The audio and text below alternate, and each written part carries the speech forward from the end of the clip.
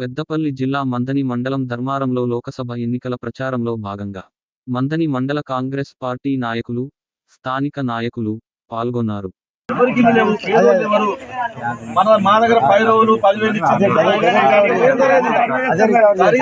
గల్లలు పెట్టాడు. అందరూ ఊరోలే కదా, దగ్గర పథకాలన్నీ అమలు కూడా చేసింది వాళ్ళు. ఇప్పుడు రాబోయే కాలంలో ఇప్పుడు ఎలక్షన్ పోటీ, ఇప్పుడు ఈ మనం కూడా ఓట్లు వేసి అడగాలి. ఇప్పుడు మన ఊర్లో ఓట్లు మెజార్టీ చూస్తారు. ఈ ఊరికి ఎంత పని చేయాలనేది కూడా వాళ్ళు కూడా చూస్తారు. ఇలా మన కాలనీలో బాధ ఉన్నది. మన కాలనీలో ప్రాబ్లం ఎందుకు వచ్చింది? ప్రాజెక్టులు కట్టిండు. వాళ్ళ లాభాలకు లబ్ధి కొరకు ప్రాజెక్టులు కట్టిండు, మొత్తం కూర కొట్టింది. గతం నీళ్ళు ఎట్లా 10 ఏళ్ళు గవర్నమెంట్ పాలించింది. 10 ఏళ్ళల్లో ఎవడన్నా రైతుకు లబ్ధి చేసిండా? డబుల్ బెడ్రూమ్ ఉన్నారు, ఇంటికో ఉద్యోగం అన్నారు. ఎవరికైనా ఉద్యోగం ఇచ్చిందా? దళితులకు 3 ఎకరాల భూమి అన్నారు. ఎవరికైనా ఇంట్లో 3 ఎకరాల భూమి వచ్చిందా? ఎవరికైనా ఇల్లు వచ్చిందా? మన కాంగ్రెస్ గవర్నమెంట్ రాగానే మహిళలకు సామాన్ తెచ్చుకోవడానికి మహిళలకు బస్సులు ఫ్రీ ఇచ్చింది.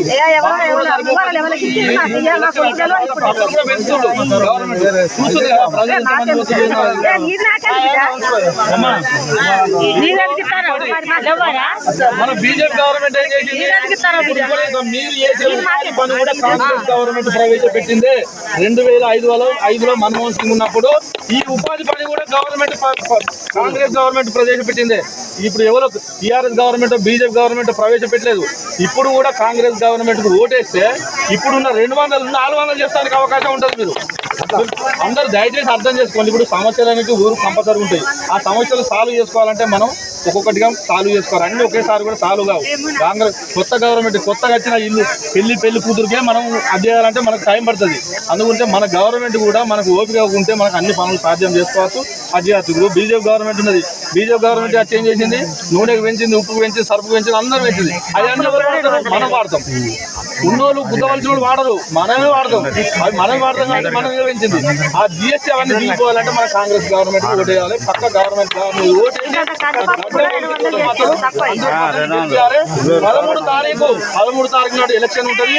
మీ వంతము మీరు మీ ఇండ్లలో ఉన్న వాళ్ళని తీసుకొచ్చి కూడా ఓటేసి మనం మన గద్దలపల్లి గ్రామ పంచాయతీ నుంచి ఇంత ముందుకుంటే అధిక మెజార్టీతో గెలిపించిన అనుకో మనం రేపు నిలదీసి హక్కు ఉంటుంది.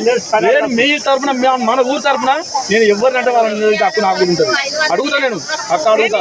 మా అయ్య గురించి తెలిసి అందరికీ తెలిసే కదా. మీ దగ్గర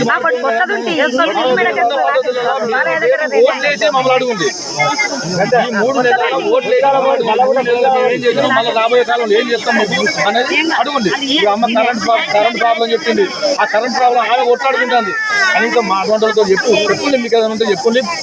మేము ఫోన్లలో కూడా సాల్వ్ చేస్తున్నాం. ఇక్కడ రవి ఉంటాడు, గ్రామ పంచాయతీ రవి ఉంటాడు, చదివి ఉంటాడు, ఇక్కడ లోకల్ ఉంటాడు. ఎవరన్నా అడిగినప్పుడు వాడు ఎవరైనా పని చేయనప్పుడు వాళ్ళు అడుగుతారు. మనం ఓట్లేసి సాధించుకున్నాం. ఇప్పుడు మనం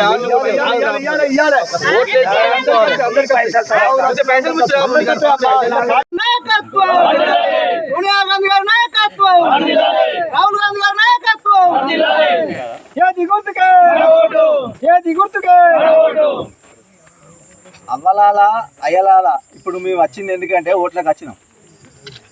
మీకు అందరు తెలుసు.